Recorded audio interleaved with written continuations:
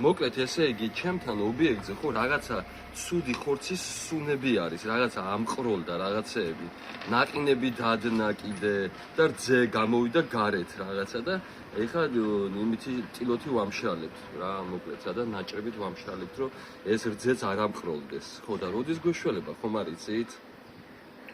მე არ ვიცი ეს საუბრობ, თქვენ პრობლემა მიხარით თქვენ, მაგრამ შუქი გათიშული გაქვთ თუ რა ხდება? აი შუქი არის გათიშული ხო და ისა ქათმე აბონენტის სამერე ობიექტის მითხარით მაინც.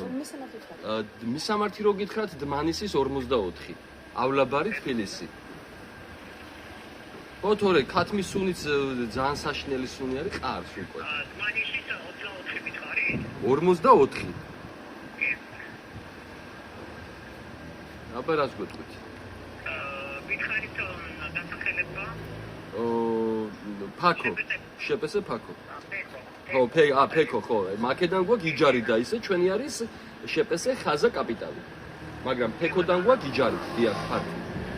არა გეკვლევრი გაფიქრე და ვარი ახსოვსი და ეს საათი დაახლოებით ჩაიწერა მუშაობა. იმიტომ რომ დაახლოებით 2 საათი წინ დავრეკეთ და საათ ნახევარი გითხეს ჩვენ და ანუ ესე იგი კიდევ 1 საათი დავჭირდება. აჰა. მაშინ ჩვენც აგვივა სუნი. კიდე 1 საათში ქათმებს ხვაუვიდა და ხორცებს სუნი და 1 საათში კიდე ჩვენც აგვივა სუნი. აი სამეზობლოშიც ისეთი სუნი ტრიალებს სამეზობლოში, აი მოკლედ გაგიჟდებით რა. სასწაული ამბები არის.